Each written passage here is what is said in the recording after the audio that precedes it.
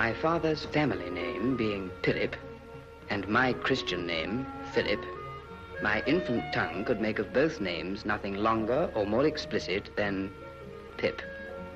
So I called myself Pip, and came to be called Pip.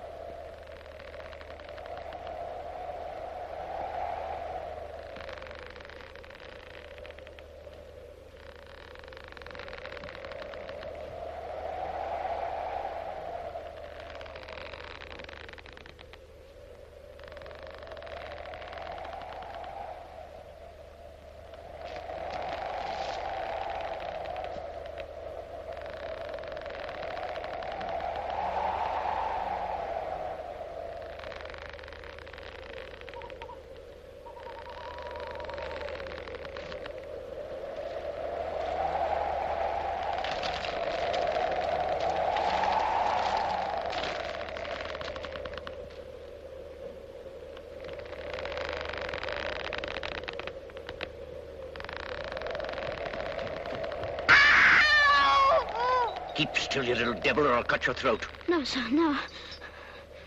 Tell us your name. Quick. Pip. Pip, sir. Sir. Show us where you live. Point out the place. There, sir. There. Oh. Oh. Oh. Oh. Oh.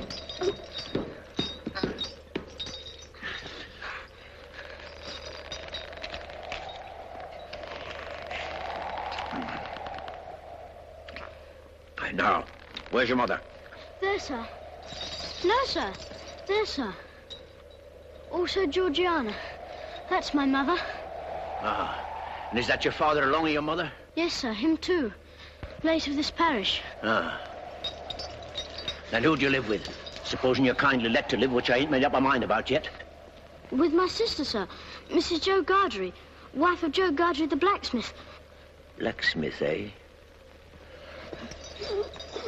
Now look at here. Do you know what a file is? Yes, sir. Do you know what whittles is? Yes, sir. Food, sir. Then you get me a fire and you get me whittles, or I'll have your heart and liver out.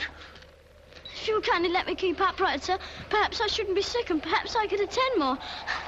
Now, you bring that file and them whittles to me in this churchyard tomorrow morning early. Yes, sir. And never dare to say a word of having seen such a person as me. No, sir. If you do, your heart and liver will be tore out and roasted and ate. There's a young man hid with me, and in comparison with him, I'm an angel. And that young man has a secret way of getting at a boy and at his liver. The boy may lock his door, may be warm in bed, but that young man will softly creep his way to him and tear him open. Say, heaven strike you dead if you don't. Heaven strike me dead if I don't. Now you know what you promised, young man. Get off home. Good night, sir.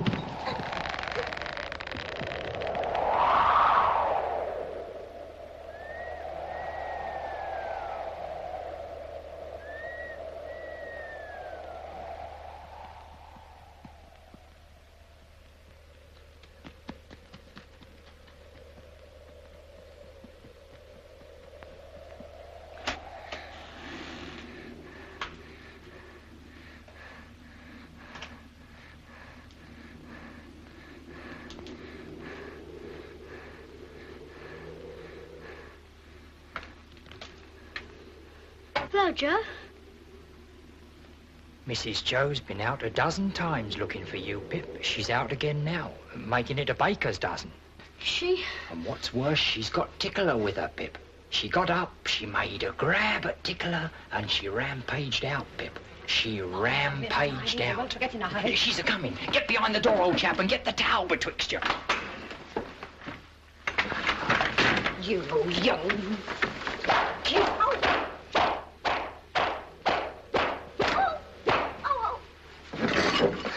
Now then, where have you been?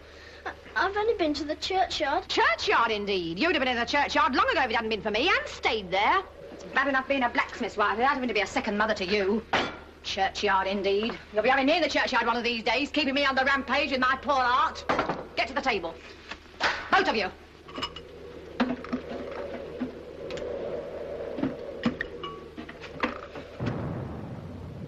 Listen. Was that great guns, Joe? Yes, there's another convict off. What does that mean? Oh, escaped. There was one escaped last night. They fired a warning of him. This must be a second one. Where does the firing come from? Drat the boy. Ask no questions. You'll be told no lies. Mrs. Joe, I should like to know, if you wouldn't much mind, where the firing comes from. Bless the boy, from the hulks, of course. Oh, hulks. And please, what's hulks? There you go. That's the way with this boy. Answer him one question and he'll ask you a dozen. Hulks are prison ships right across the marshes.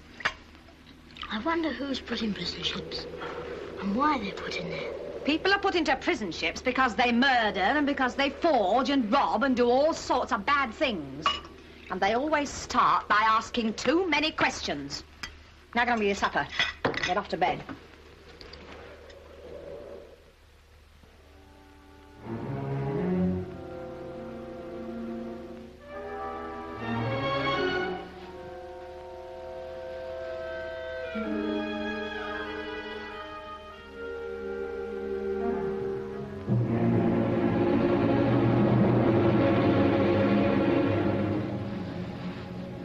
He may be warm in bed. He may pull the clothes over his head, but that young man will softly creep his way to him and tear him open.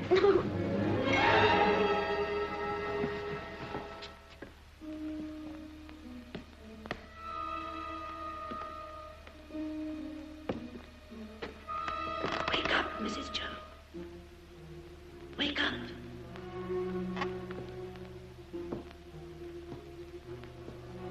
Mrs. Joe, wake up.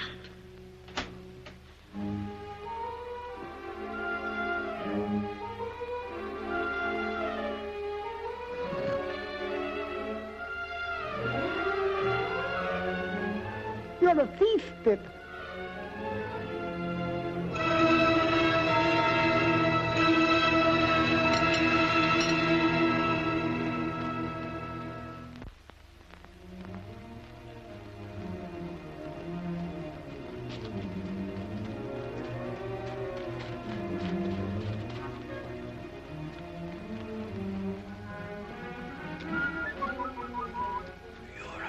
Thief, Pip. You'll be sent to the hulks.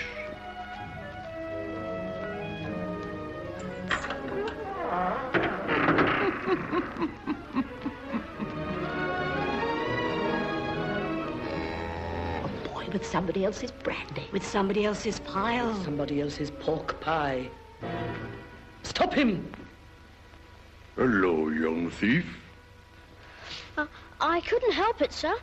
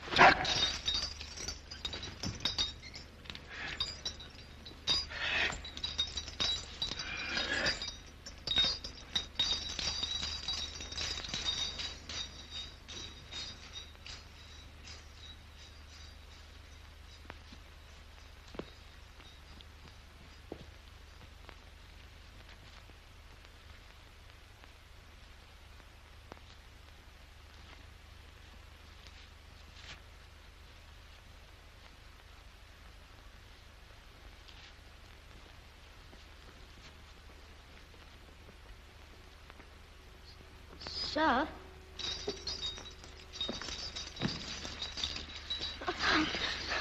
You brought no one with you? No, sir. Now give no one the word to follow you. No, sir. What's in the bottle, boy? Brandy.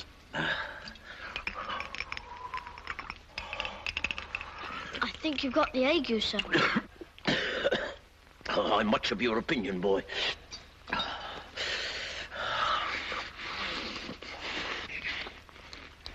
I'm glad you enjoy it. I said I'm glad you enjoy it. Thank you, boy. I do. Aren't you going to leave any of it for him? Him? Who's him? The young man you spoke of. Oh, him. Oh, he don't want no food. He looked as if he did. Looked? When? Just now. Where? Over there. Did you notice anything about him? He had a big scar on his face. No, not here. Yes, there. Give us hold of that file, boy.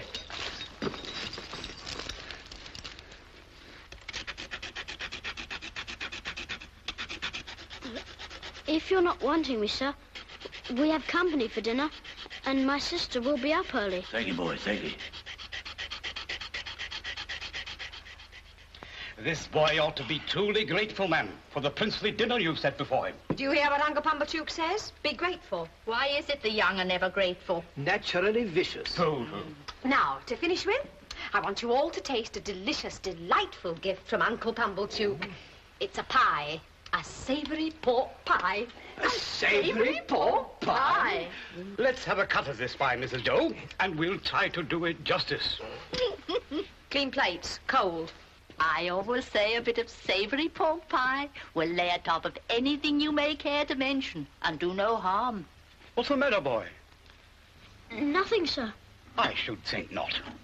Enjoying yourself with your elders and betters? Improving yourself with their conversation? Now then, son, where do you think you're off to? Oh, excuse me, ladies and gentlemen, but I'm on a chase in the name of the king. I want the blacksmith. And what might you want him for, pray? Mrs., speaking for myself, I should reply, for the honor and pleasure of his fine wife's acquaintance. Speaking for the king, I answer, a little job done. You see, blacksmith, we've had an accident with these, and as they're wanted for immediate service, will you throw your eye over them? Convicts, Sergeant? Aye, 2. Have you seen anything of them? Heavens preserve us, no. We haven't seen them. Oh, no. Well, we'll find them.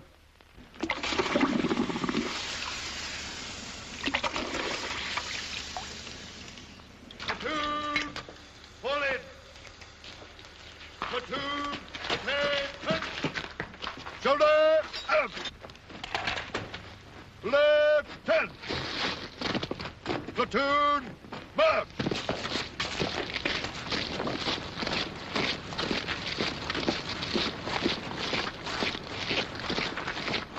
If that boy comes back here with his head blown to bits by a musket, don't look to me to put it together again.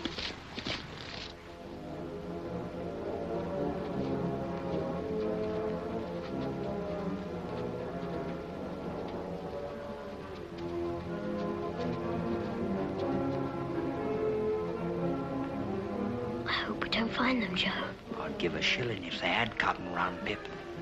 Come on.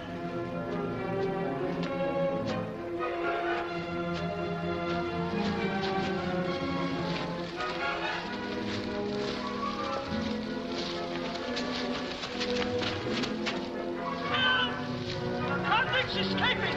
Come on! Help! This way! Help! Convicts escaping! This way! This way! Help! Convicts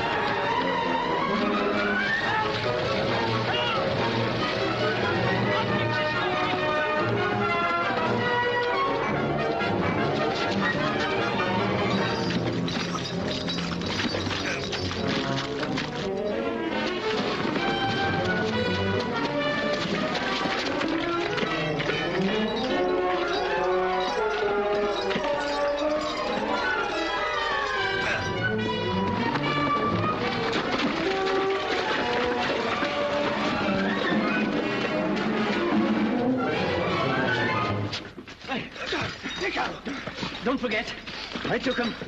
I give him up to you. Don't forget that. He tried to murder me. Me tried to murder him. I kept him from getting off these marshes. I could have got clear. Then I discovered he was here. I let him go free to make a fool of me again. Let me go. Let me. Make ready. Present. Fire!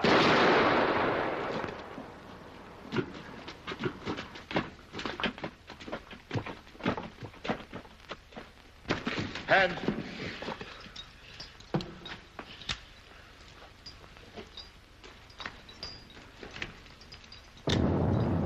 You're expected on board. Come on. Light those torches. Get aboard, you. Torch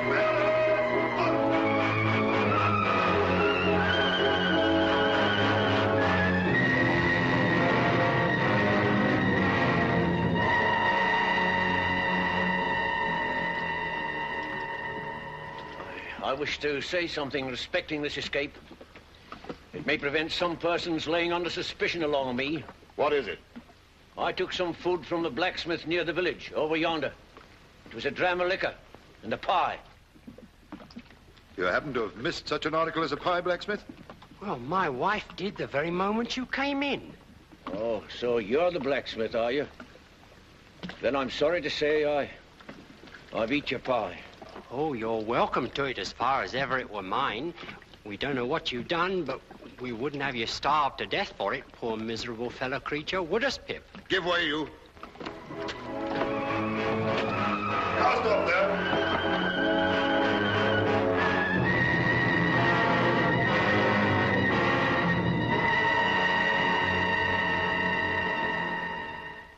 It was a year later.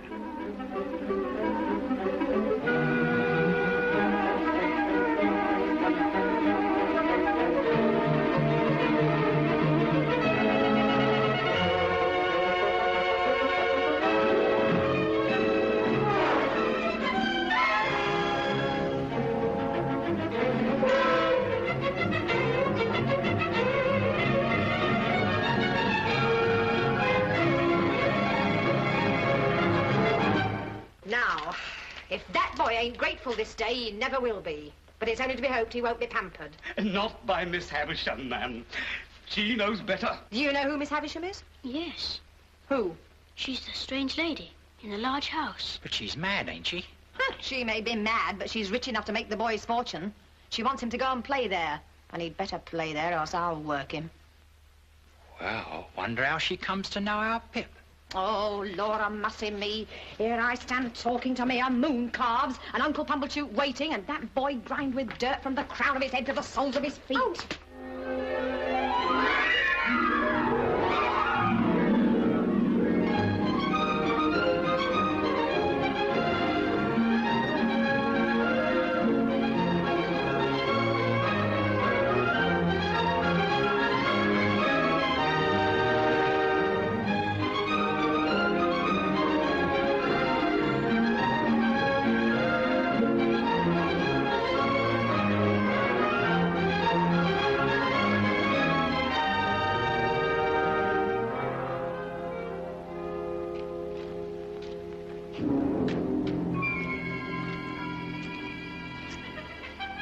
Ring the bell, boy.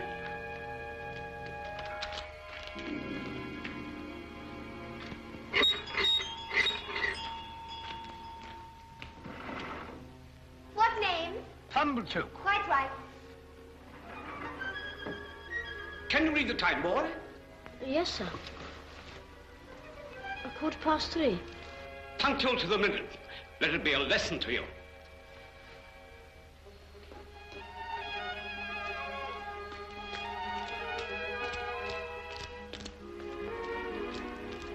This is Pip. So this is Pip, is it? Come in, Pip. Oh, do you wish to see Miss Havisham? If Miss Havisham wishes to see me... Ah, but you see she doesn't. Come along, boy.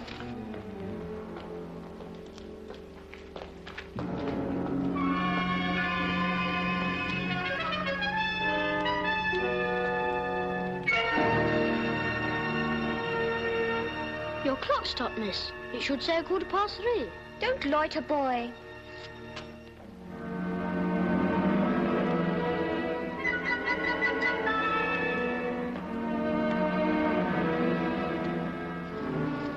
Come along, boy. Take your hat off.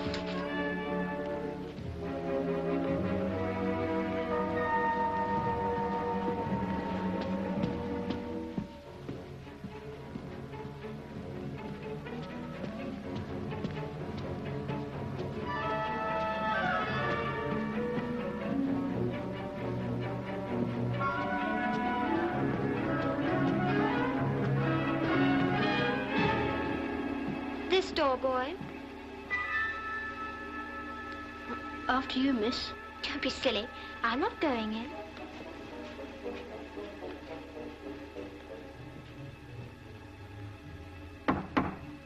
Come in.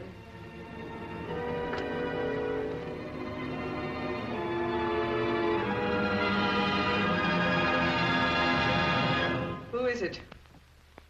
Pitman. Pip. Mr. Pumblechook's boy. Come to play. Come nearer. Let me look at you.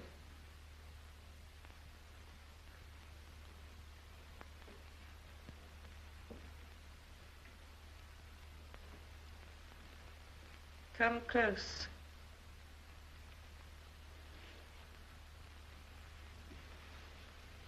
Look at me. You're not afraid of a woman who has never seen the sun since you were born. No. Do you know what I touch? Here?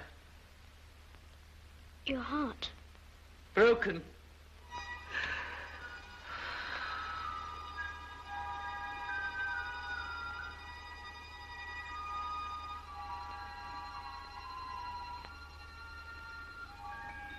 I sometimes have sick fancies. And I have a fancy I should like to see someone play. Play. Play. Estella, come here.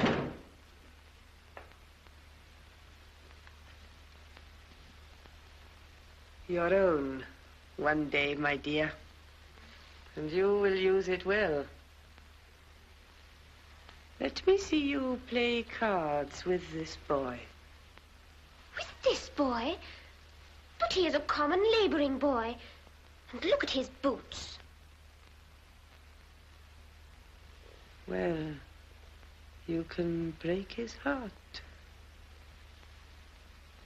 What do you play, boy? Only begging my neighbour, miss. Beggar him. 4 for the ace.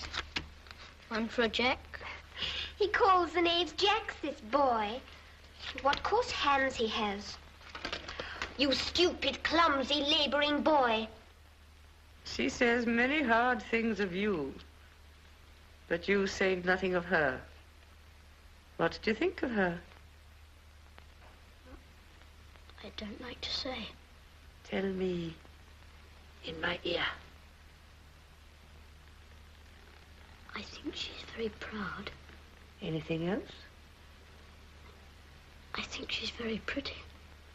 Anything else? I think she's very insulting. Anything else? I think I should like to go home now. And never see her again, though she is so pretty. I'm not sure that I wouldn't like to see her again, but I think I'd like to go home now. You shall go home soon. Play the game out. Wait here, boy.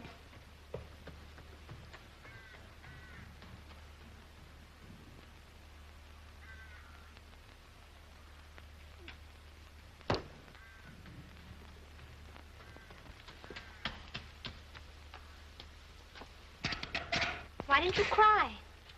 So I don't want to. You do. You've been crying, and you're near crying now. Long after I'd gone to bed that night, I thought of Estella, and how common she would consider Joe, a mere blacksmith. I thought how he and my sister were sitting in the kitchen, and how Miss Havisham and Estella never sat in a kitchen, but were far above the level of such common things. The following week,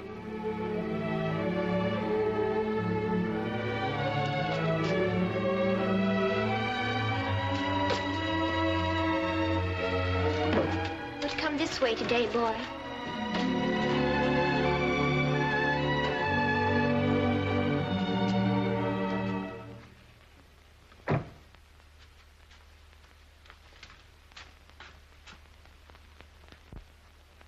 Well, I'm sure. What next? The idea. Well, Well, miss? am I pretty?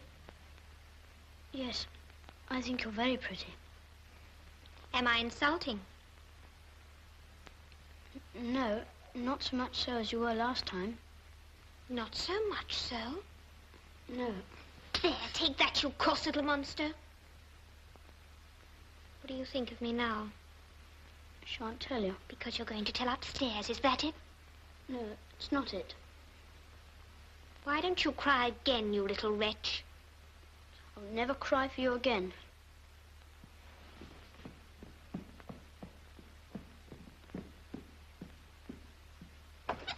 In there, boy.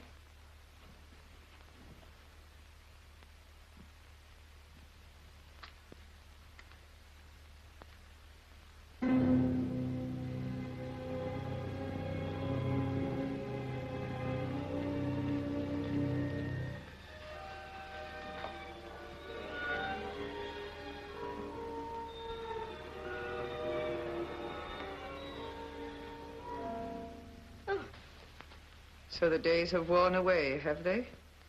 Yes, ma'am. Today's... There. I know nothing of days of the week, nothing of weeks of the year. Do you know what that is? There? I can't guess what it is, ma'am. It's a great cake. A bride cake. Mine. On this day of the year, long before you were born, this heap of decay was brought here. It and I have worn away together. Mice have gnawed at it. And sharper teeth than teeth of mice have gnawed at me. There. Walk me. Walk me, walk me.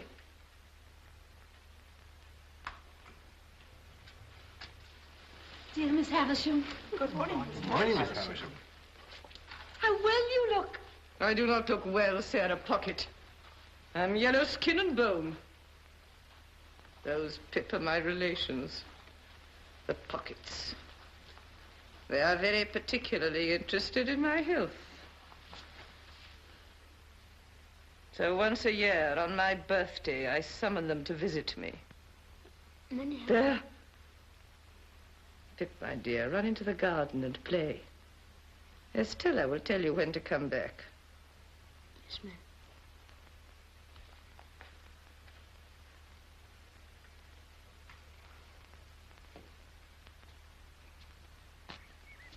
Hello, young fellow. Hello, Who gave you leave to prowl about? Mrs. Stella. Come on, fight. Oh, stop a minute there. I ought to give you a reason for fighting, too.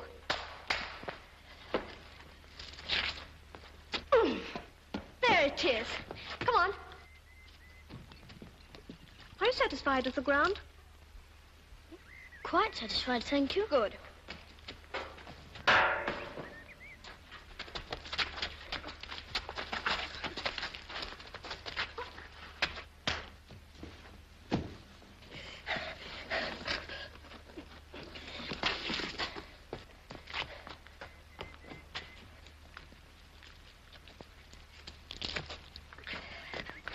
Ready?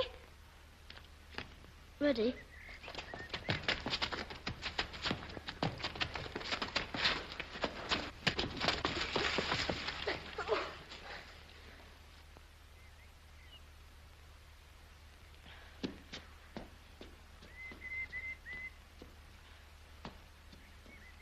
That That means you've won.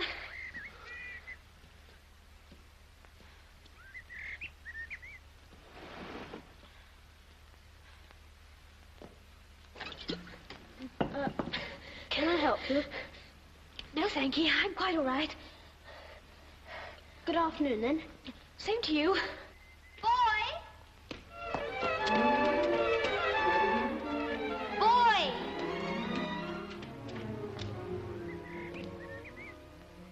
Yes, miss?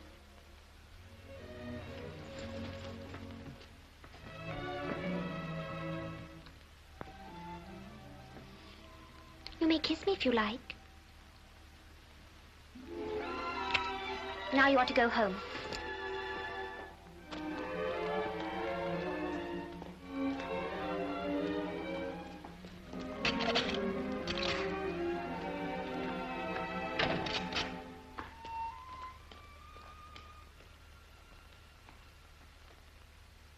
Three months later, my sister became ill and was laid to rest in the churchyard on the marshes.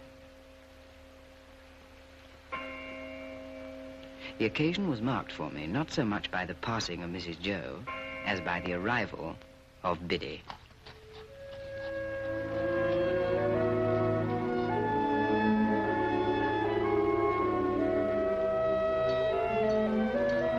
Very soon she became a trusted friend to both of us and a blessing to the household. Biddy, I want you to help me. Don't I help you, Pip? Oh, yes. You help me a lot with my letters and figures. But this is a secret. Oh? What is it? Biddy. Yes? Biddy, I want to be a gentleman. A gentleman?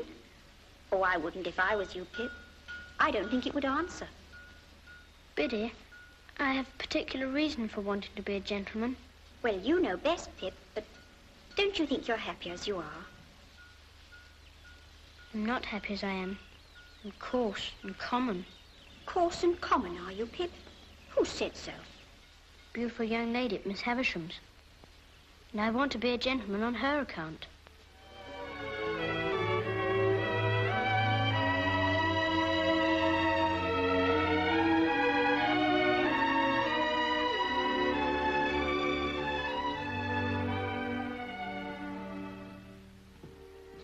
Whom have we here?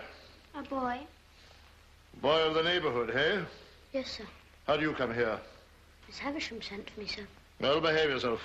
I've a pretty large experience of boys, and you're a bad lot of fellows. Now, mind you behave yourself. Yes, sir. Take this in there, boy. Yes, miss. From this moment, I entered upon the regular occupation of pushing Miss Havisham in her chair. As we began to be more used to one another, Miss Havisham talked more to me and asked me such questions as what I'd learnt and what I was going to be. Estella was always there and always let me in and out, but never told me I might kiss her again. Sometimes she would coldly tolerate me, and other times she told me energetically, I hate you. My admiration of her knew no bounds, and scarce a night went by without my falling asleep with the image of her pretty face before my eyes. One day,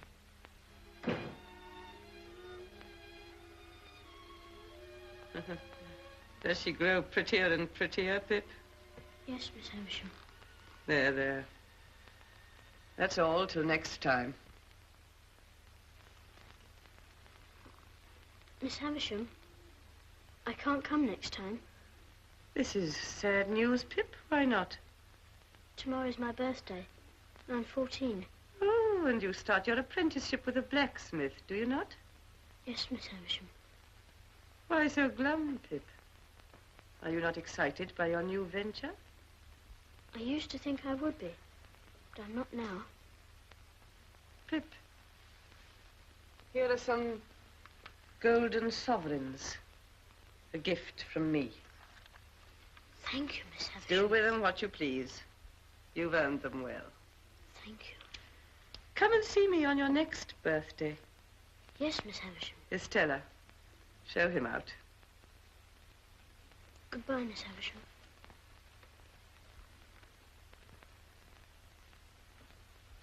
Goodbye, Pip.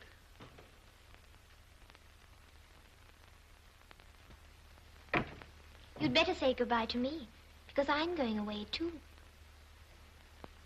Going away? Yes. I'm going to France to be educated for a lady. Be educated for a lady? Yes. Well, aren't you sorry I'm going? Yes, Estella. I'm very sorry. I wish I knew when you were coming back. But I wish... What do you wish? I wish I could kiss you goodbye.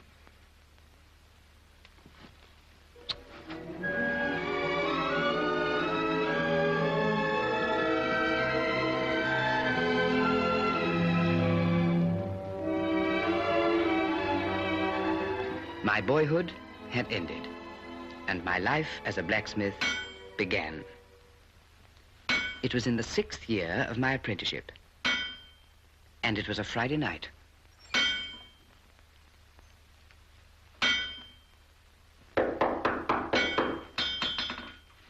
Are you the blacksmith by name Joseph or Joe Gargery? Yes, sir. Have you an apprentice commonly known as Pip? Is he here? I'm Pip, sir. Ah. So you are Pip? Yes, sir. My name is Jaggers. I'm a lawyer in London. I wish to have a private conference with you two. We'd better go into the house. Now, Joseph Gargery.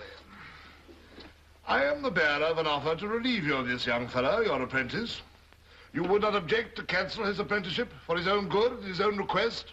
You would want nothing for so doing? Heaven forbid I should want anything for not standing in Pip's way. Very well, then. I come now to this young fellow. And my communication to him is that he has great expectations. I am instructed to communicate to him that he will come into a handsome property.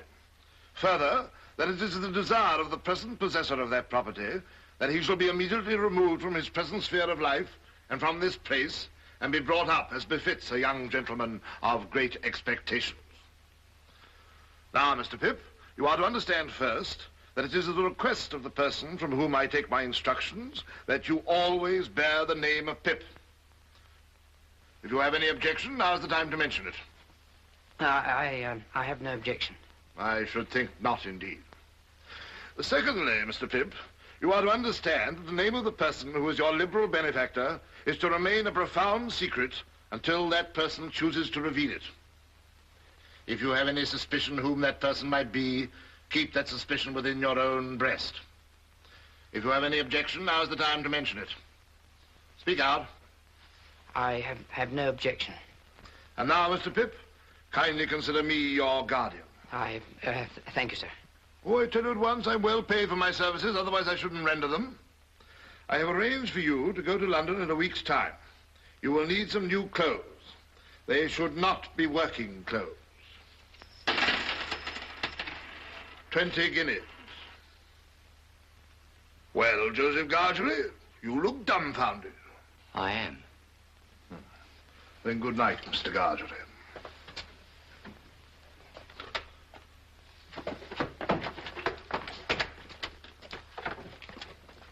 Good night, Pip. Good night, sir.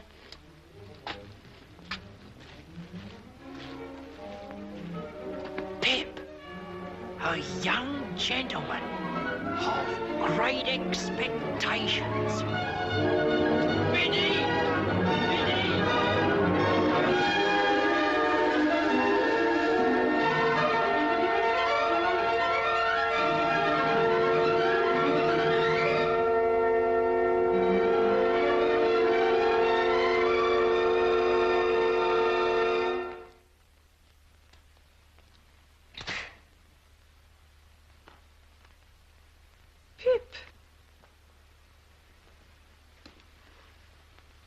This is a very gay figure, Pip. I start for London tomorrow, Miss Havisham, and I thought you would kindly not mind my taking leave of you.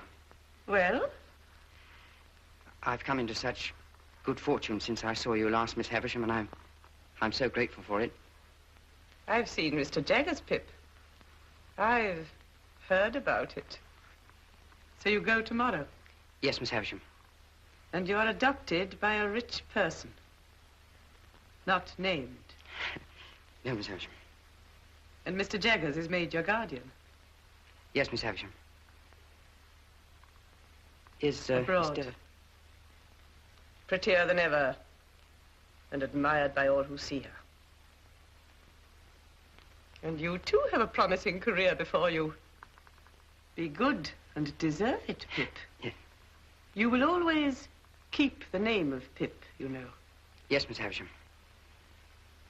Goodbye, Pip.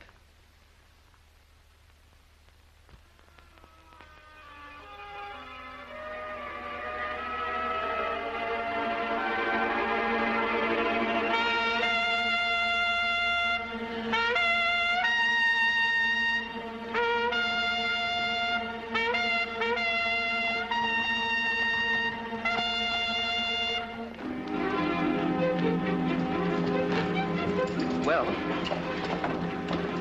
bye, Joe.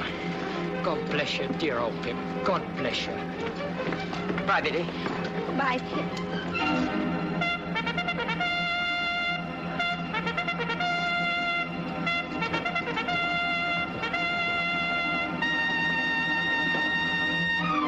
One day I'll come and see you in London, Pip. And then, what larks, eh? Goodbye, Joe.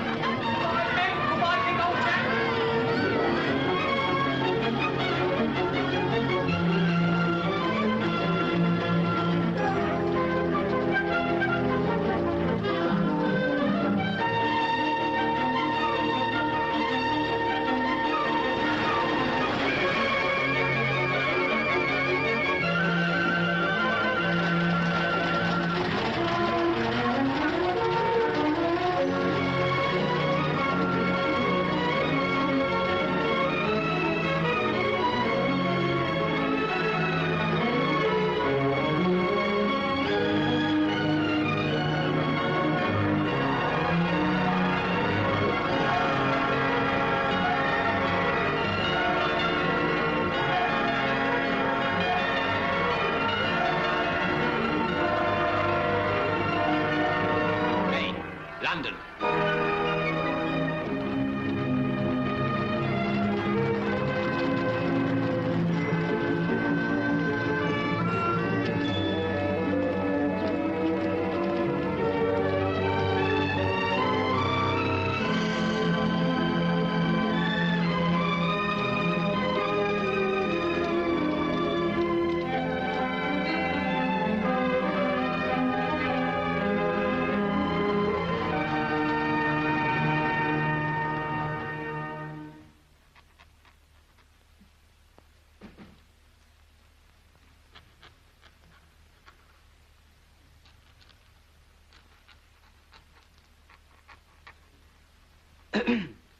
Excuse me, please. Is Mr. Jaggers at home? He is not. He's in court at present. Am I addressing Mr. Pip?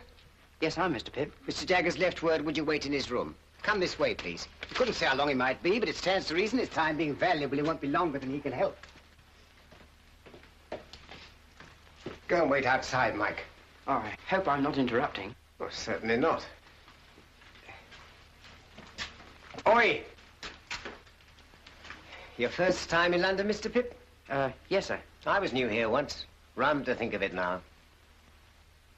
Whose likeness is that? That? Oh, this is our most famous client. Got us a world of credit. This chap murdered his master. Didn't plan it badly. Is it like him? Like him? It is him, you know. This cast was made in Newgate, directly after he was taken down.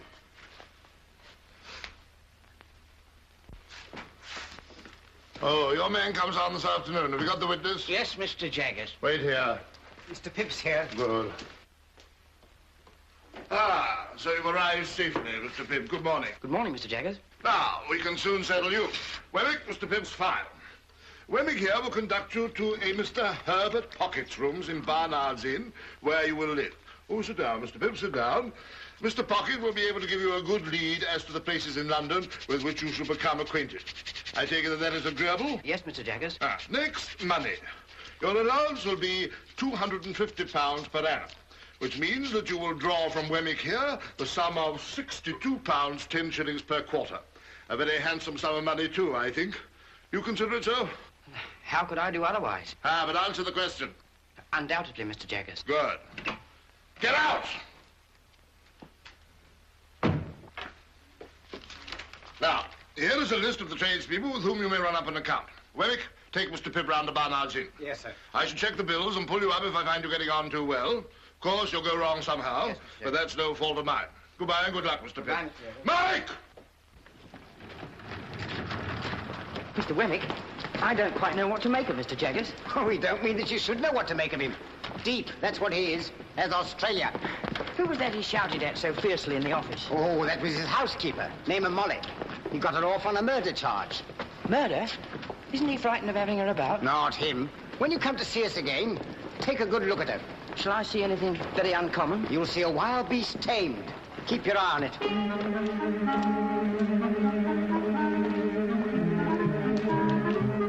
Here we are. Mr. Pocket's on the first floor. You don't want me anymore? No, thank you, Mr. Wemmick. As I keep the cash, we shall most likely meet pretty often. Oh, well, very glad, I'm sure, to make your acquaintance. Good day. Good day, sir.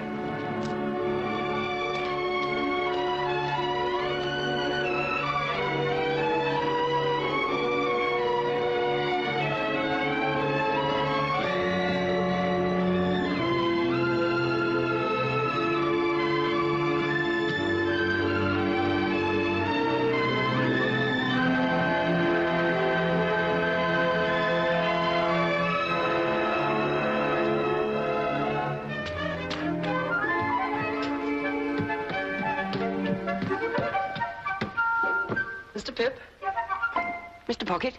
Oh, dear me, I'm extremely sorry. But the fact is, I've been out on your account, for I thought, coming from the country, you might like a little fruit. And I went to Covent Garden Market to get it good. Well, thank you. It's very nice of you. Can I take the parcels? It sticks, you know. Pray come in. Now, this is the sitting room. Rather musty, but Barnard's is musty. I'm afraid I'm rather bare here. Now, that's my little bedroom, and this is your room. Come in. Oh, it's very nice. The furniture's specially hired for the occasion. Oh, I hope that... Dear me, I beg your pardon. You're holding the fruit all this time. I feel quite ashamed. You'll be very quiet here, and we shall be alone together. But I dare say we shan't fight. Fight? Fight? I knew I'd seen you somewhere before. You're the pale young gentleman from Miss Havisham's. Bless me, and you are the prowling boy. The idea of it's being you. Well, the idea of it's being you. I hope you've forgiven me for having knocked you about so. Oh, of course. You hadn't come into your good fortune at that time, had you? No. I was rather on the lookout for a good fortune then. Indeed? If Miss Havisham had taken a liking to me, I suppose I should have been provided for. But perhaps even I should have been engaged to Estella. But I didn't care much for it. She's a tartar. Who? Miss Havisham? I don't say no to that, but I meant Estella. You know she was adopted and brought up by Miss Havisham to wreak revenge on all the male sex. Wreak revenge on all the male sex? What revenge? Heavens, Mr. Pip, I thought you knew. No. Dear me, it's quite a story and should be saved till dinner time. Shall I take your stick? Oh, thank you. And your hat. Oh.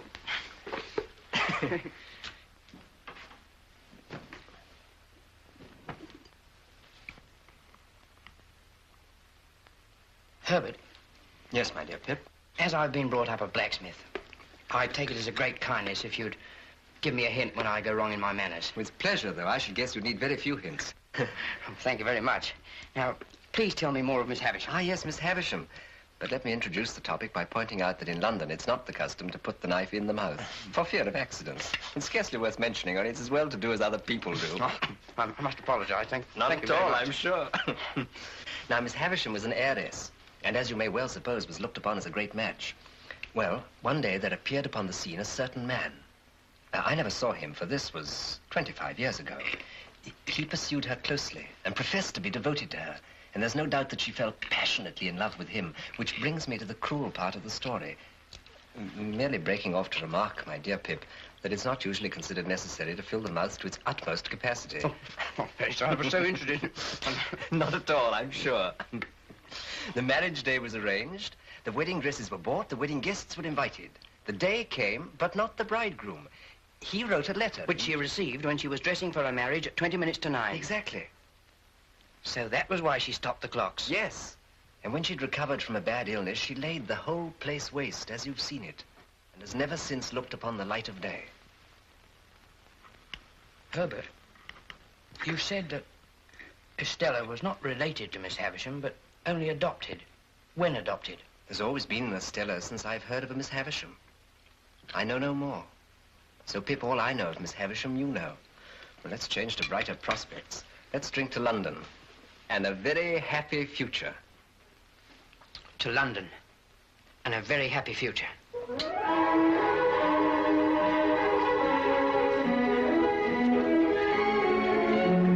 2, 3, 4. Now, all together, Mr. Pip. That's right. That's better. Much better. Enjoy yourself.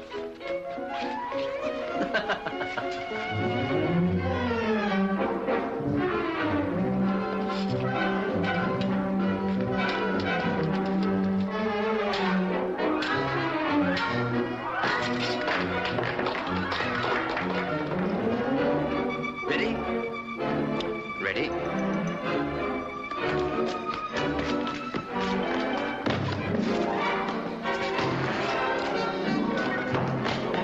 Forgive me, Herbert. Carry on, Pip, carry on. And so, if I could buy some new furniture and perhaps one or two other little things, I think I could be quite at home at Barnard's Inn. Do it. I knew you'd get on. How much do you want? £20. Webbeck!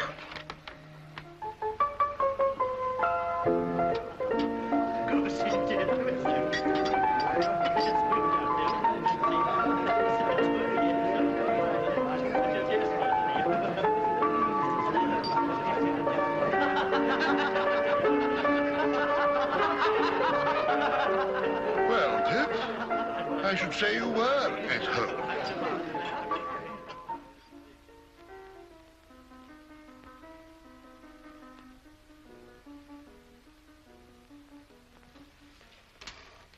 Herbert, Yes, we've done very badly. very badly. Thank heaven for my birthday.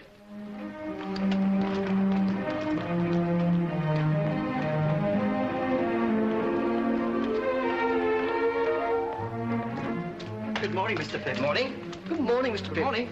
Congratulations, Mr. Pip. Thank you, Mr. Wemmick. Come in. Mr. Pip, sir. Come in. 21, eh, Pip? I must call you Mr. Pip today. Congratulations, Mr. Pip. Thank you, Mr. Jaggers. Sit down.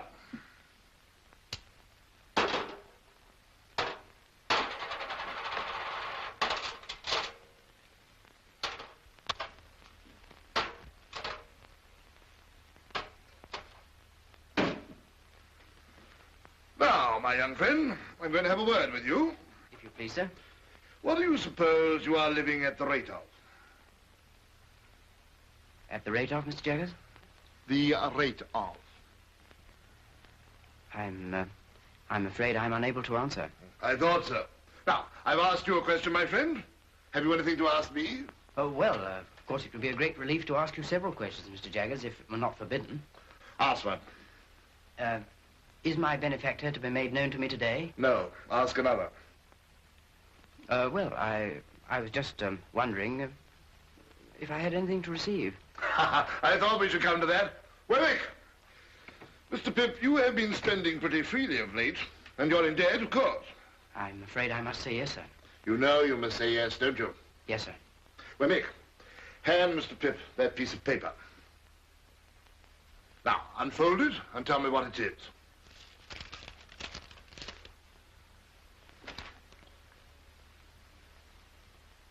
This is a banknote for £500. That is a banknote for £500. And at the rate of that handsome sum of money per annum, and at no higher rate, you are to live until your benefactor appears. Will it still be years hence, Mr. Jaggers? When that person discloses, you and that person will settle your own affairs. My part of the business will cease. That's all I have to say. Wemmick, show Mr. Pip out. Thank you, Mr. Jaggers. My dear Mr. Pip, Mr. Gargery is going to London and would be glad if you are agreeable to be allowed to see you. He will call Tuesday morning at 9 o'clock. We talk of you in the kitchen every night and wonder what you are saying and doing. No more, dear Mr. Pip, from your ever obliged and affectionate servant, Biddy. As I watched Joe that Tuesday morning, dressed grotesquely in a new suit, let me confess that if I could have kept him away by paying money, I certainly would have paid money. In trying to become a gentleman, I had succeeded in becoming a snob.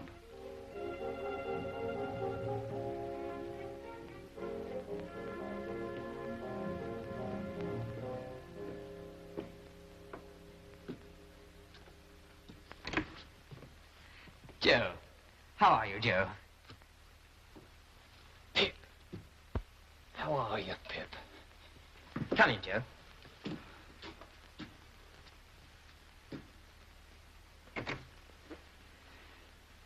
Well, Joe, I am glad to see you. Pip, dear old chap, you've growed and you've swelled, and you gentlefolk has to be sure you're an honour to your king and country. And you, Joe, look wonderfully well. Give me your hat.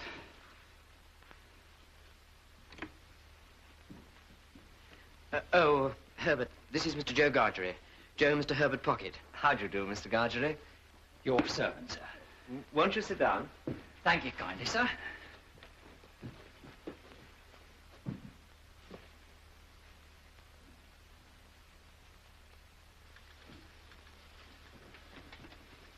Will you take tea or coffee, Mr. Gargery? Oh, thank you kindly, sir. I'll take whichever is most agreeable to yourself. What do you say to coffee? Thank you kindly, sir. Since you are so good as to make choice of coffee, I'll not run contrary to your opinions. But don't you find that rather heating? Say tea, then.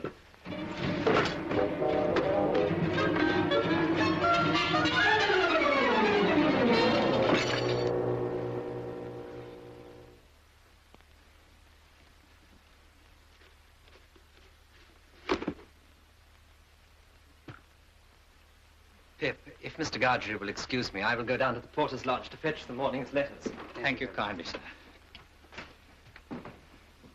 Us two being now alone, sir. Joe, how can you call me sir?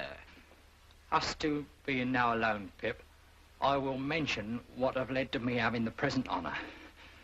Miss Havisham have recently sent for me. Miss Havisham, Joe?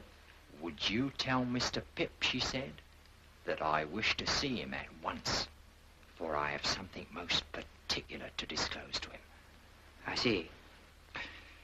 Well, I have now concluded, sir, and Pip, I wish you ever well and ever prospering to a greater and greater height. But you're not going now, Joe. Yes, I am. Well, you'll be coming back to dinner. Oh, no, Pip, old chap. You and me is not two figures to be together in London.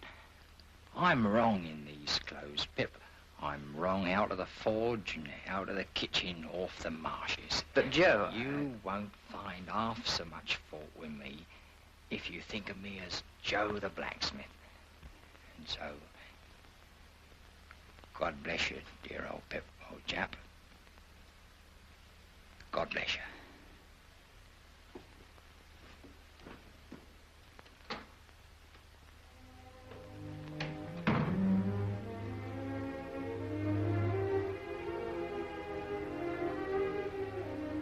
All that day, Joe's simple dignity filled me with reproach. And next morning, I began the journey to our town, knowing that I should sleep that night at the forge. But as the miles went by, I became less convinced of this and invented reasons and excuses for not doing so. Joe, Pip's here. Oh, we didn't expect you, Pip. Pip, your bed's not ready. We thought for certain you'd be staying in the town. You must stay in the town. Gentlemen, always stay at the Blue Boar. Blue Boar, Rochester! All other swindlers upon earth are nothing to the self-swindlers. And with such pretenses did I cheat myself. Surely a curious thing. Come in, Pip. How do you do? How do you do, Miss Havisham? You kiss my hand as if I were a queen. Well? I thought that you were so kind as to wish to see me, Miss Havisham. Well?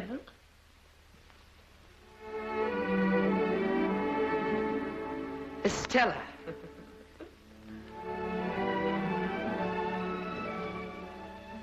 Well, Pip? Stella, this is an unexpected pleasure. I didn't think to find you here.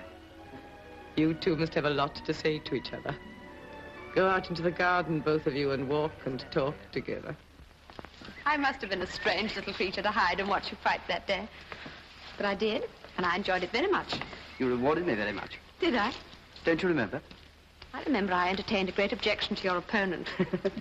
I took it ill that he should be brought here to pester me with his company. He and I are great friends now. Are you?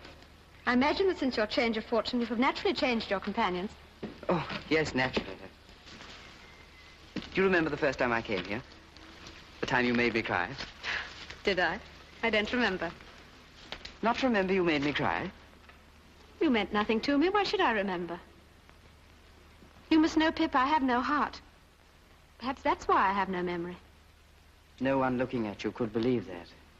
Oh, I have a heart to be stabbed at or shot at, but you know what I mean. There's no sympathy there, no softness, no sentiment.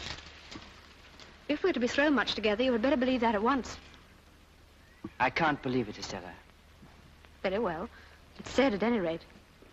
But remember how I've been brought up, and don't expect too much of me. Come, Pip. You shall not shed tears for my cruelty today. We'll go just once more round the garden and then go in. Miss Havisham will be expecting you at your old post. Is she beautiful? Graceful, well-grown? Do you admire her, Pip? Everyone must who sees her, Miss Havisham. She is going to London soon, and you shall meet her there. I shall be the happiest man in London, Miss Havisham. Love her. If she favors you, love her. If she tears your heart to pieces, love her. I adopted her to be loved. I developed her into... as punctual as ever, Jaggers. As punctual as ever. How do you do, Pip? And what are you doing here? Miss Havisham wished me to see Estella, Mr. Jaggers. Ah, a fine young lady. Shall I give you a ride, Miss Havisham? Once round. A very fine young lady, Pip.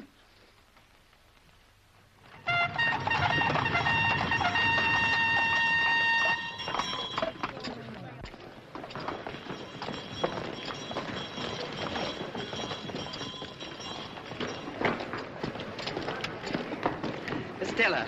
Pip! How nice to see you, Estella. My lesson from Miss Havisham is this. There are two Richmonds, one in Surrey and one in Yorkshire. Mine is the Surrey Richmond. The distance is 10 miles. I am to have a carriage and you're to take me there. Here is my purse. No, no. No, you must take it. We are not free to follow our own devices, you and I. The carriage is ordered for half an hour from now, and tea is ordered to while away that half hour. Does that please milady? The tea will please her greatly. Why are you going to Richmond, Estella? I'm going to live at a great expense with a lady there who has the power, or says she has, of taking me about and introducing me and showing people to me and showing me to people. You'll have a gay time and be much admired. You must look forward to that, Estella. It's part of Miss Havisham's plan for me, Pip. I shan't take any great pleasure in events which I don't shape, but I shall be beautiful, and I shall be gay, I shall be obedient, and I shall write regularly of my gaiety. Will you always be part of Miss Havisham's plan, Estella? And do you thrive with Mr. Pocket, Pip? Yes, indeed. We've left Barnard's Inn and moved to the Temple. Oh? I live quite pleasantly there. At least... At least? As pleasantly as I could anywhere. Away from you.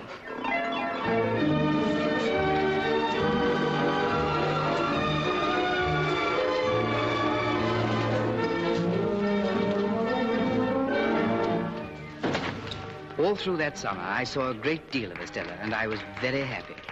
Until I realized, somewhat uncomfortably, that she had many admirers. It was not until the winter that fate threw her in the way of Bentley Drummle.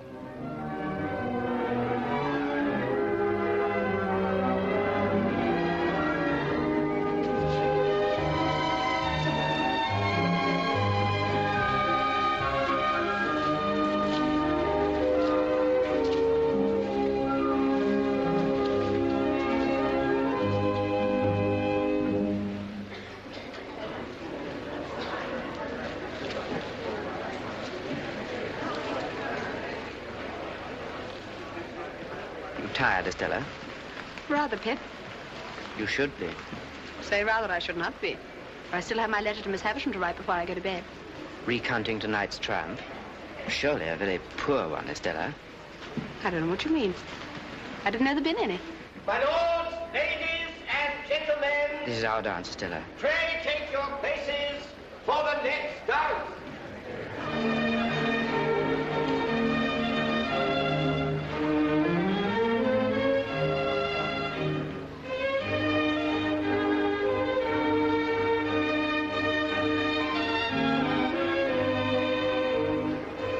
Estella, look at Drummle. He never takes his eyes off you. Why should I look at him? Is there anything in Drummle I need to look at? That's what I want to ask you. He's been hovering about you for weeks. Moths and all sorts of ugly creatures hover about a lighted candle. Can the candle help it? My lords, ladies, and gentlemen, pray take your partners for the Spanish polka.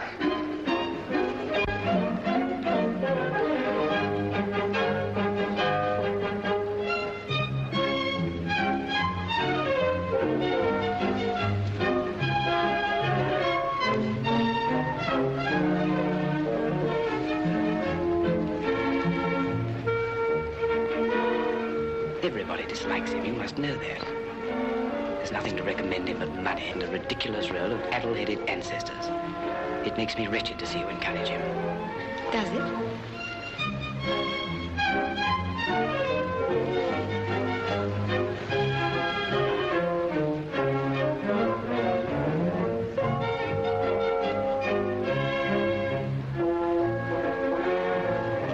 You give him looks and smiles such as you never give to me. Do you want me then to deceive and entrap you? Do you deceive and entrap him, Estella? Yes, and many others. All of them but you.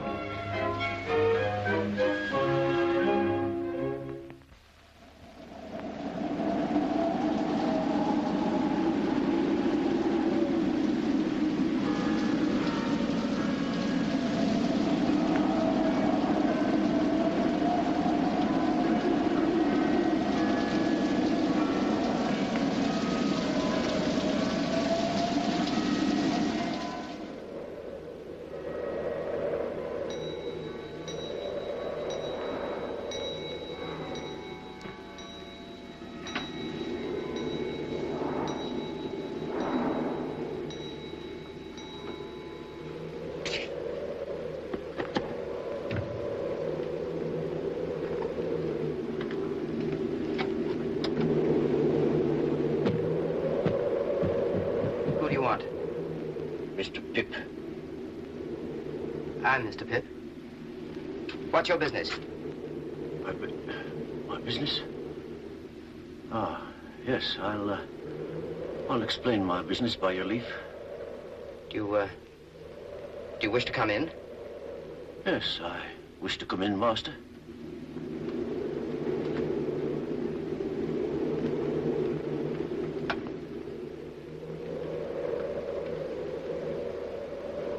Now, perhaps you will explain your visit.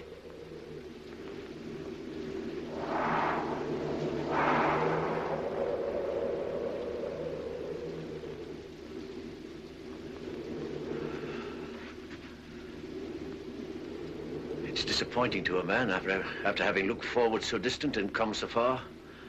Oh, but you're not to blame for that. What do you mean? I'll speak in half a minute. Give me half a minute, please.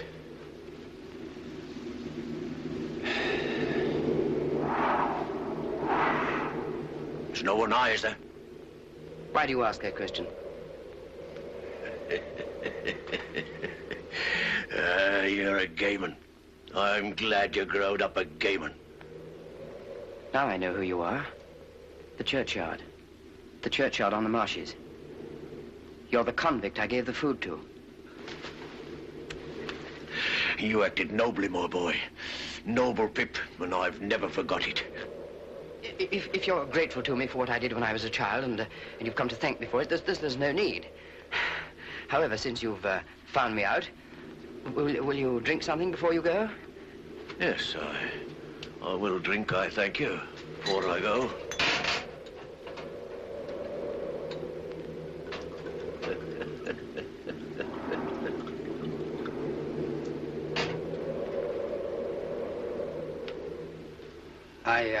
I hope you won't think that I spoke harshly to you just now. I had no intention of doing it, and I'm very sorry for it if I did.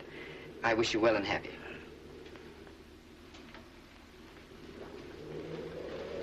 How have you been living?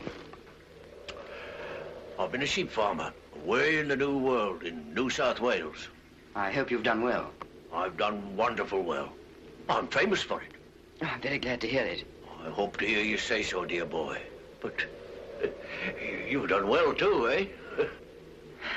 Yes, I've done quite well. May I make so bold as to ask how you've done well since you and me was out in those lone, shivering marshes? How? Oh.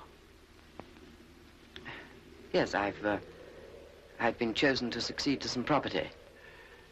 Might I be a varmint ask what property? I don't know. Might I be a varmint ask whose property? I don't know. Could I make a guess, I wonder, at your income since you come of age? As to the first figure now. 5?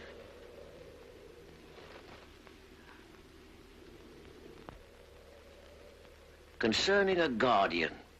There ought to be a guardian or such like when you were a minor. Some lawyer, maybe. As to the first letter of that lawyer's name now, would it be J?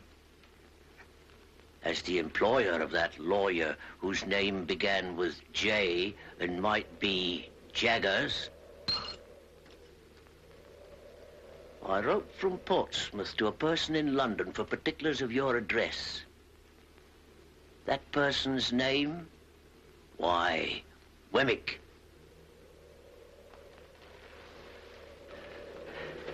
Yes, Pip, dear boy, I made a gentleman of you. It was me what done it. I swore that time that as sure as I earned a guinea, that guinea would go to you. And that there hunted dog what you kept life in got his head so high that he made a gentleman. And Pip, you're him. Why, I'm your second father, Pip, and you're my son. And how good-looking you've growed. There's a pair of bright eyes somewhere, eh? Isn't there a pair of bright eyes what you love the thoughts of? They shall be yourn, dear boy, if money can buy 'em. But didn't you never think it might be me? No, never. Well, you see, it was me. And single-handed. Never a soul in it but me own self and Mr. Jaggers. Was there no one else? No, who else should there be? Well, where are you going to put me, dear boy? Put? Oh, to sleep. Who's that? Don't be alarmed. It's Mr. Pocket, who shares these rooms with me. Phew! What a night. Hello. Herbert, something very strange has happened. This is a visitor of mine. Take it in your right hand.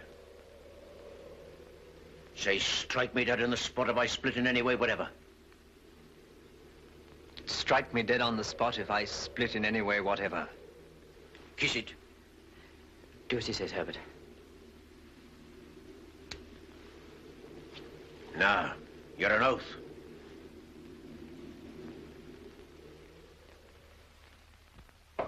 Come in. You can go now, Molly. Now, Pip, be careful. I will, sir. Don't commit yourself. Don't commit anyone. You understand me? Anyone. Mr. Jaggers, Don't tell me anything. I don't want to know anything. I'm not curious. I merely want to assure myself that what I've been told is true. Did you say told or informed? Told would seem to imply verbal communication. You can't have verbal communication with a man in New South Wales, you know. I will say informed, sir. Good. I've been informed by a person named Abel Magwitch that he is the benefactor so long unknown to me. That is the man in New South Wales. And only he. And only he. I'm not so unreasonable, sir, as to hold you at all responsible for my mistakes and wrong conclusions. But I always supposed that it was Miss Havisham. As you say, Pip, I am not at all responsible for that. Yet it looked so like it, sir.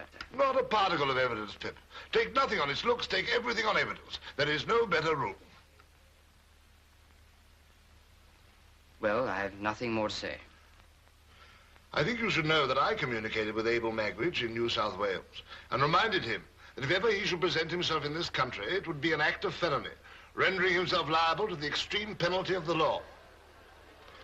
Take a look out of that window, Pip.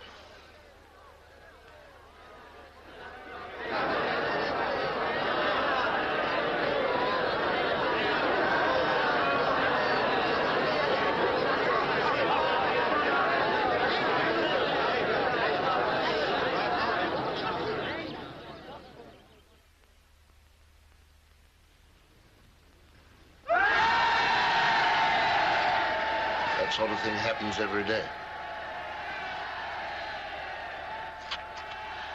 Magwitch has enemies here who would not hesitate to inform on him. I see. But he has guided himself by my caution, no doubt. No doubt. If you'll excuse me, sir.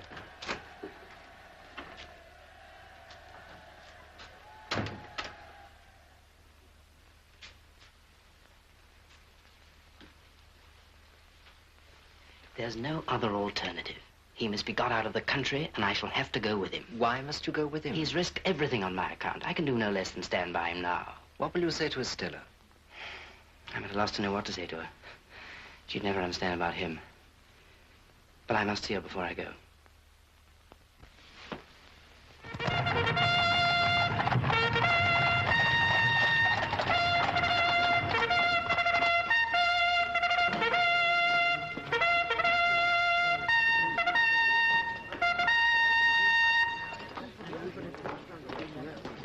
Just come down? Yes. Beastly place, your part of the country, I think. I'm going out for a ride in the saddle. I mean to explore those marshes for amusement. Out of the way villages there, they tell me. Curious little public houses and smithies and that. Mr. Drommel, I didn't seek this conversation. I don't find it a very agreeable one. I'm sure you don't. But don't lose your temper. Haven't you lost enough without that? What do you mean? Look here, you, sir. The lady is joining me later. So take her horse round to her house in an hour's time. Very good, sir. And don't forget to tell the waiter I don't dine, because I'm going to dine with the lady. Aye,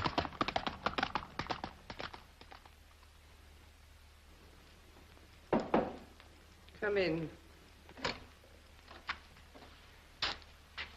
What wind blows you here, Pip?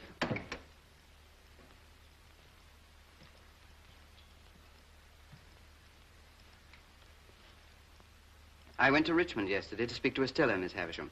And finding that some wind had blown her here, I followed. What I have to say to Estella, I will say before you presently in a few moments.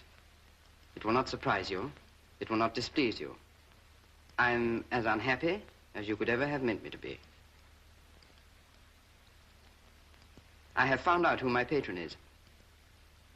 It isn't a fortunate discovery, and is not likely ever to enrich me in reputation, station, fortune, anything. But there are reasons why I can say no more of that. It is not my secret, but another's. It is not your secret, but another's. Well?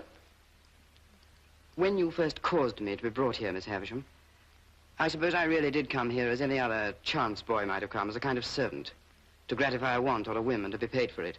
Aye, Pip, you did. And that Mr. Jaggers was... Mr. Jaggers had nothing to do with it. His being my lawyer and the lawyer of your patron was a coincidence. He holds the same relation towards numbers of people. But when I fell into the mistake that I've so long remained in, at least you led me on. Yes. I let you go on. Was that kind? Who am I? For heaven's sake, that I should be kind. Well, well, well, what else? Estella, I should have said this sooner, but for my long mistake, which led me to believe that Miss Havisham meant us for one another. And I felt that I couldn't tell you of my real feelings while you were not free to choose for yourself. But now I have to go away. And I must say it before I go. I love you, Estella. I've loved you ever since I first saw you in this house. Pip, I tried to warn you not to love me. But you wouldn't be warned, for you thought I didn't mean it. Isn't it true that Bentley Drummle is in town here and pursuing you? Quite true. That you encourage him and ride out with him? And that he dines with you this very day? Quite true. How can you fling yourself at such a man? Should I rather fling myself at you, Pip? Who would sense at once that I bring nothing to you? But you cannot love him, Estella. What have I always told you? Do you still think, in spite of it, that I don't mean what I say? Estella, you would never marry him. Why not tell you the truth? I am going to be married to him.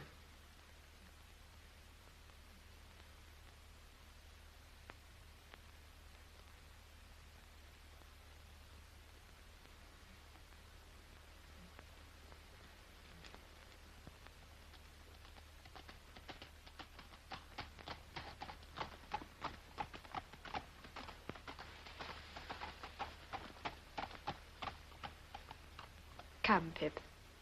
Don't be afraid of my being a blessing to him. I shall not be that.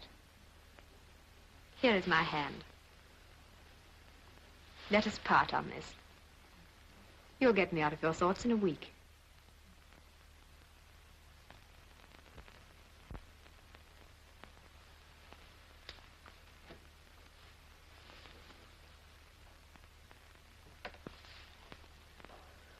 What have I done? What have I done?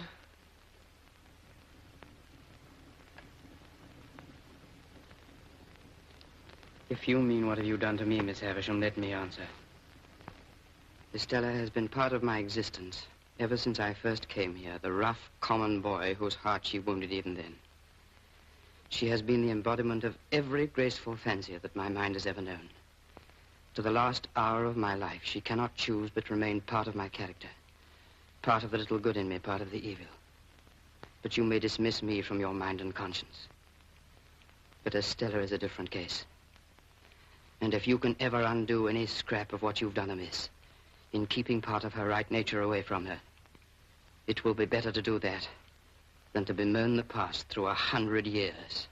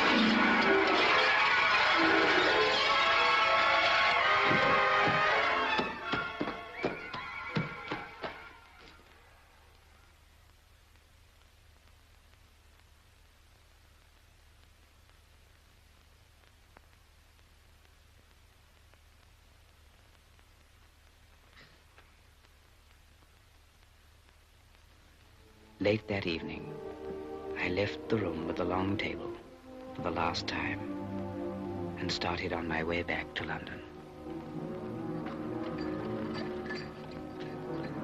Mr. Pip, I believe. Good morning, sir. Good morning, Dick. I have a note for you, sir. The messenger who brought it said it's urgent.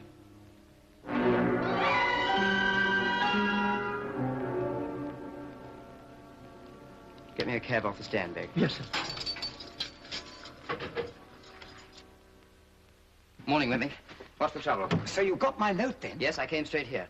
Why, what have you done to your hands? Oh, it's nothing. I got them burned, Mr. Wemmick. I'm very anxious. Everything's taken care of, Mr. Pip. But pray come in.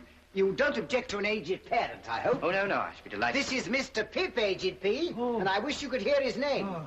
Give him a nod, Mr. Pip. That's what he likes. You made acquaintance with my son at his office, I expect. Yes. Not away at him, if you please, like winking. Yes. Yes.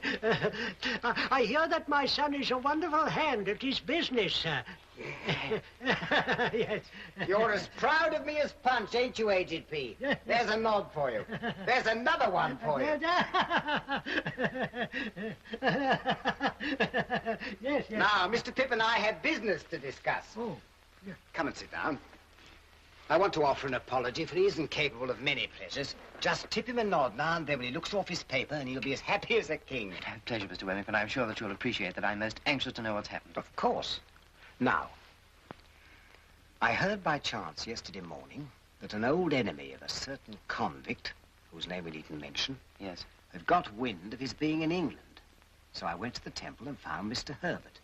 And I told him that if he was aware of any such person, whose name we needn't mention, being about your chambers, that he'd better get him out of the way. I also heard that you had been watched.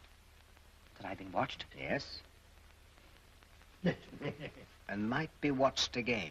So he'd better get him out of the way while you were out of the way. I see. He would be greatly puzzled what to do. He was. But we've now removed him to a house overlooking the river, down Limehouse way. I should like to join them at once. If you take my advice, Mr. Pip, you'll wait till after dark. By which time, you see, we can have those hands attended to.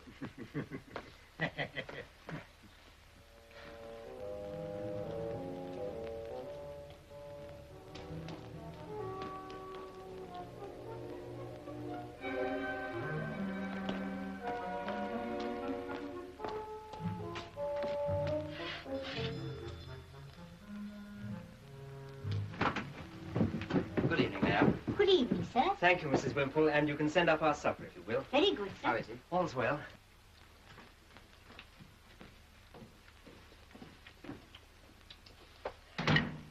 I'm a heavy grubber, dear boy. Always was. Are you sure that you can rely on Wemmick's judgment and sources of information? Aye, Wemmick knows. He spoke to me of a particular enemy of yours. Do you know who that might be? Aye. That was the man you saw fighting with me on the marshes, the man with the scar. He turned informer on me then to save his own skin, and he'd do it again to see me hanged.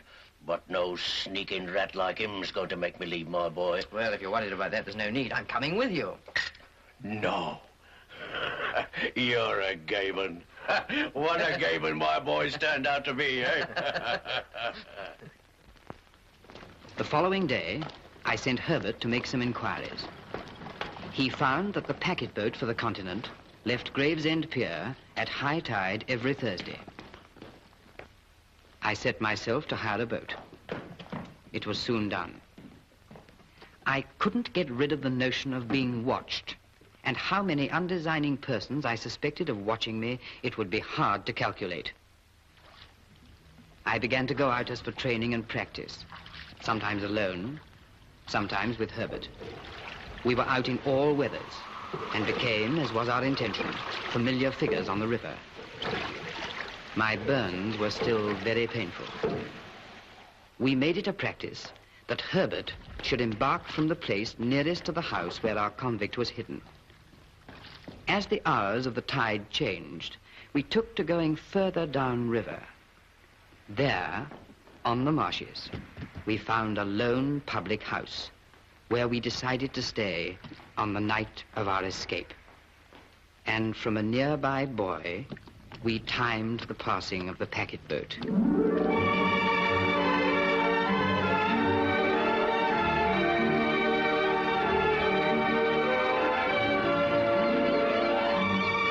We chose this spot carefully. It was just above the point where the steamer picked up the river pilot. The river pilot. Our river pilot. One day, Herbert bought 2 steamship tickets, and our plans were set.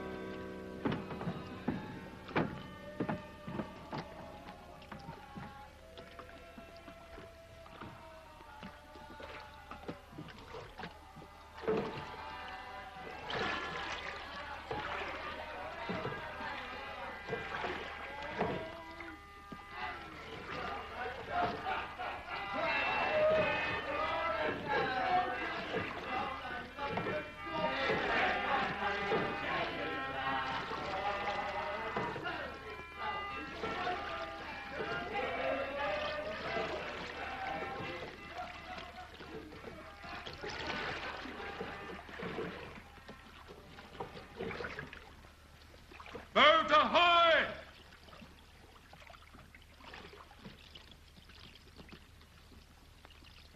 Ahoy there!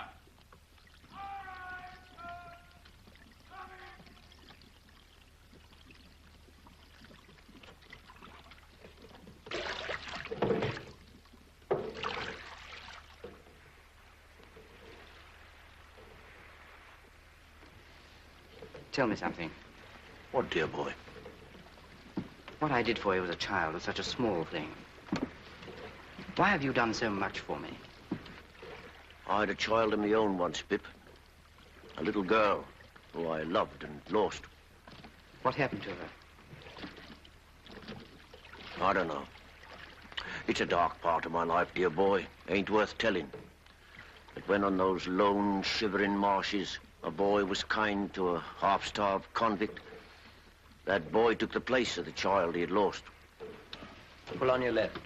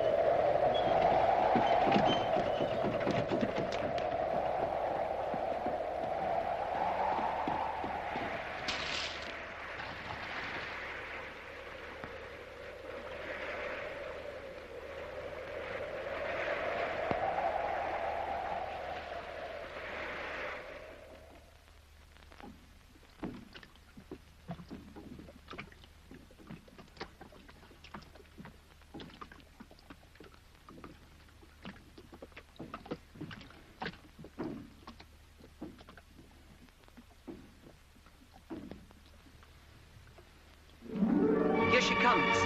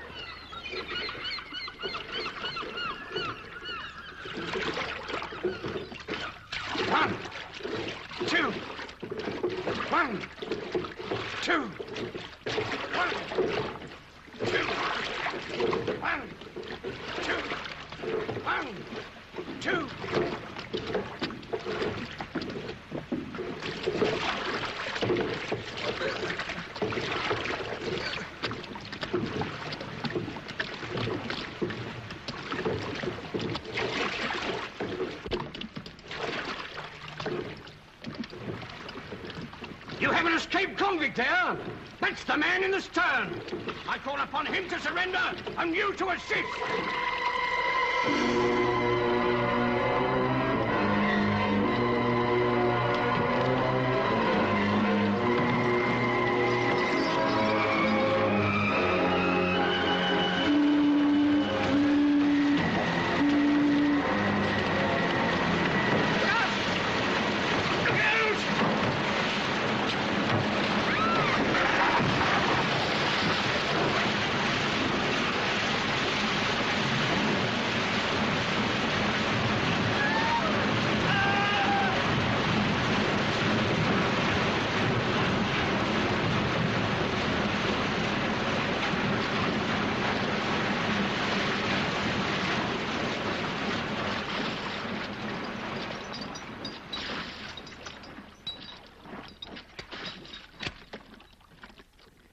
I'll never forgive myself for this. I'm all right, dear boy. I'm content to have seen my boy and to take my chance. Jaggers will help us. He'll get you off all right. Prisoners at the bar.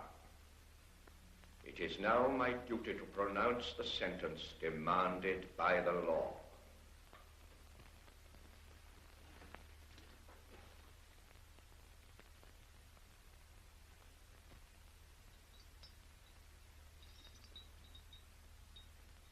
The sentence of this court is that you be taken hence to the place from whence you came, and from thence to the place of execution,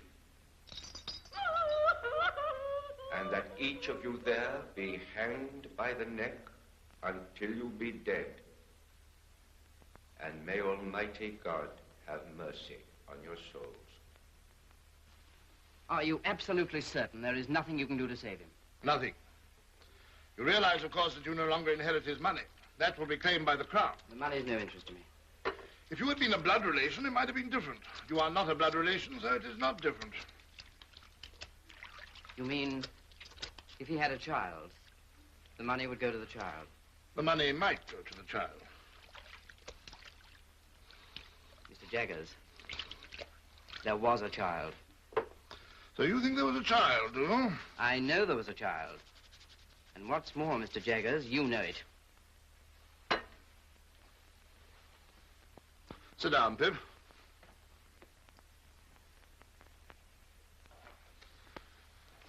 I'm going to put a case to you, Pip, but I admit nothing. I understand. You admit nothing. Put the case that a woman is charged with murder. Put the case that this woman has a child whose father is a convict. I understand you perfectly. But that I make no admissions. But that you make no admissions. Now, Pip, put the case that this woman's legal advisor knows an eccentric and very rich lady who is anxious to adopt a little girl. You understand, Pip? I understand. But I can hardly believe. Ring that bell, Mr. Pip.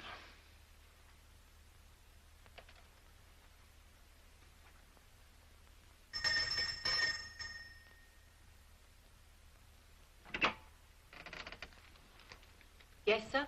Basin. Yes, sir.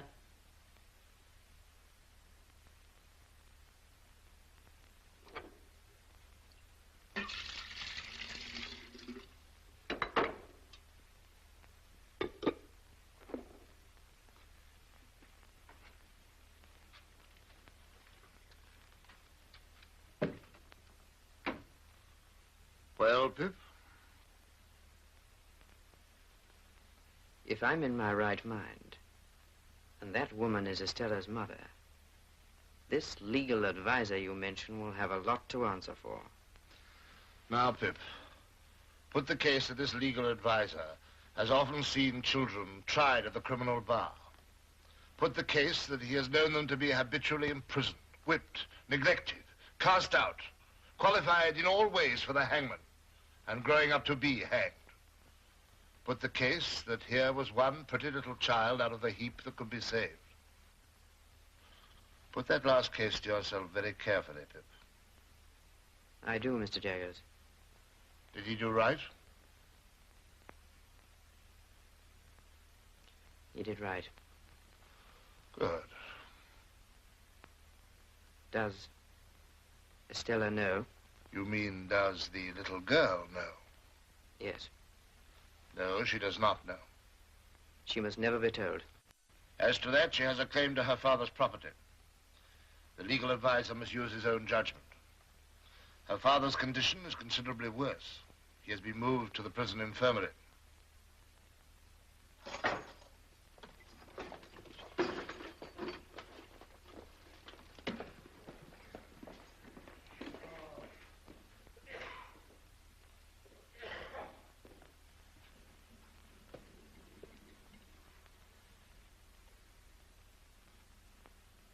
Dear boy,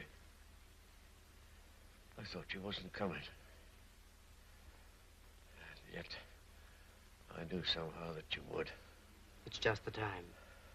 I waited at the gate so as not to lose a moment of it. God bless you. You've never deserted me.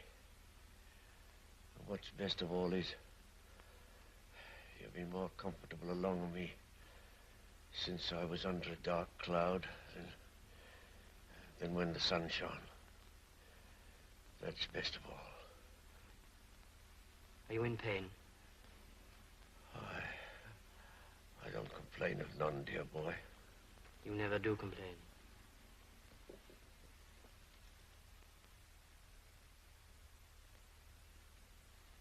You better stay.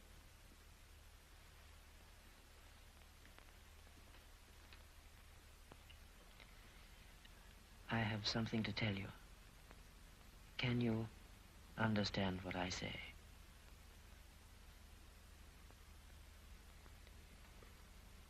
You had a child once, whom you loved and lost.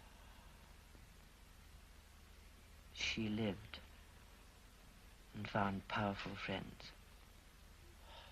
She is living now. She is a lady and very beautiful. And I love her.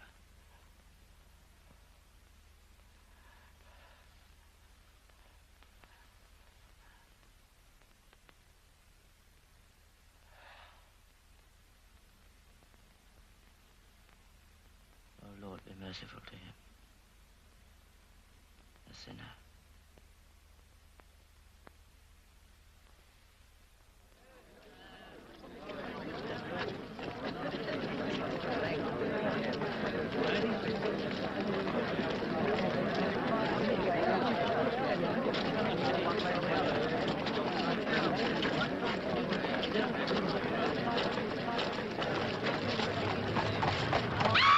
Get out of the way, you fool!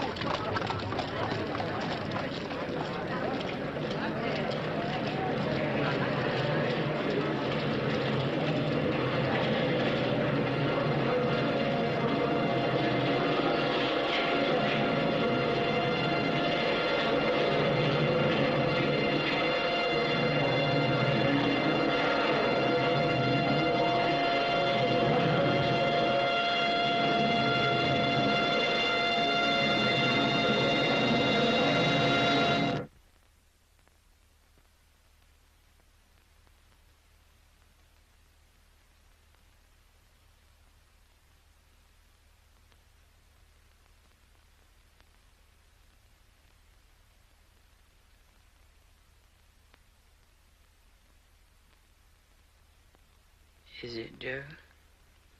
Which it are, old chap? How long, Joe? Which you mean to say, Pip, how long have your illness lasted? Yes, Joe. Well, it's the end of April, Pip. Tomorrow's the 1st of May. Dear Joe, have you been here all the time? Oh, pretty nigh, old chap.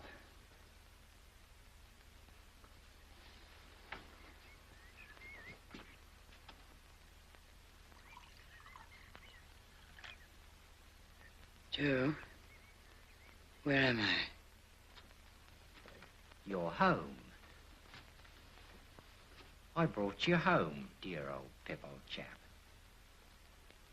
Oh, Joe, you break my heart. Please don't be so good to me. Now, looky here, old chap. Ever the best of friends. You'll soon be well enough to go out again. And then, oh, what larks.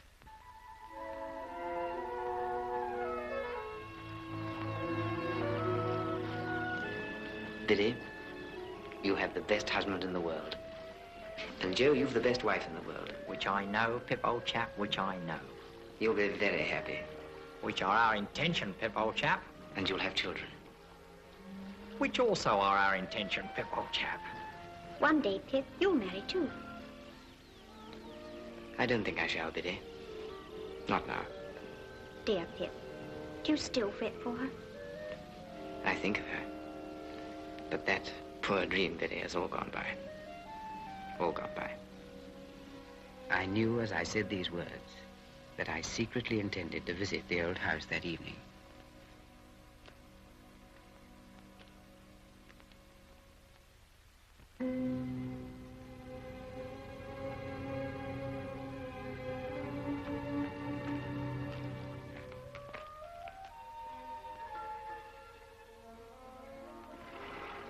What name?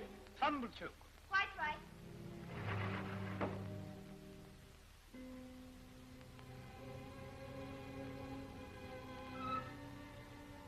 Come in, Pip.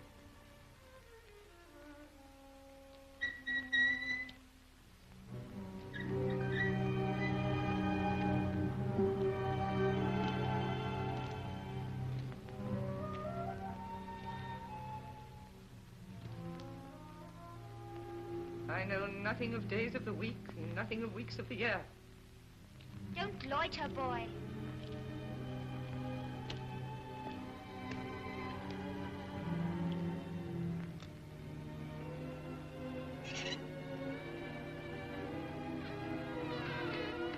Come along, boy. Take your hat off.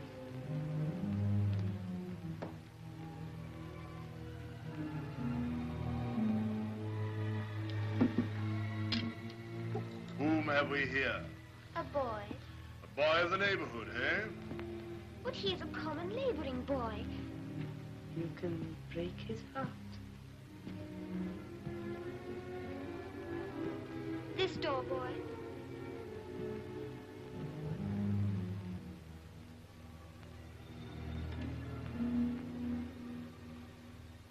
Pip. Stella.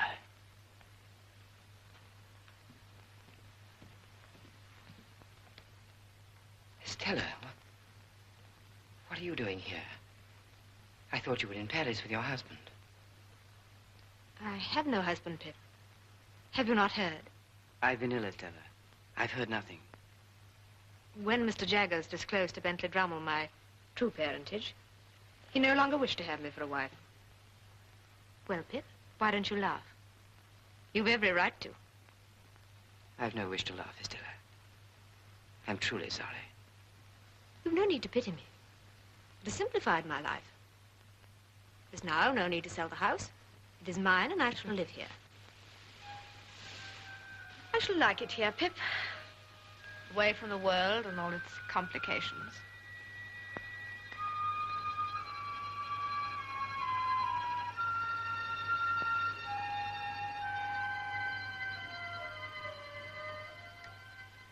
Stella, how long have you been here? I don't know.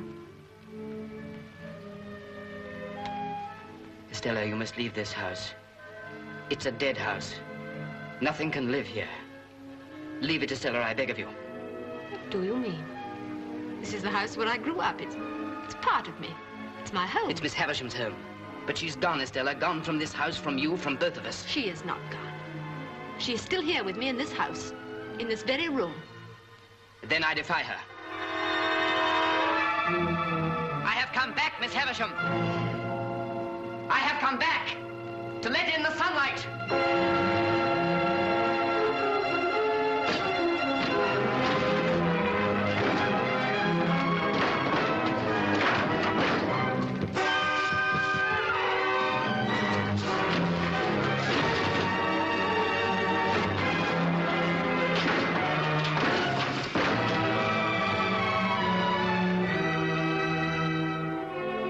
Look, Estella, look. Nothing but dust and decay.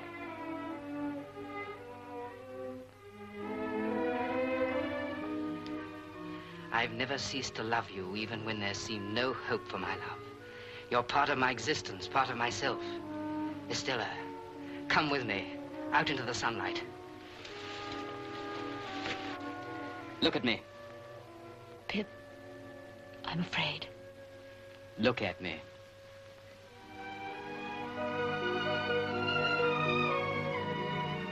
We belong to each other. Let's start again. Together.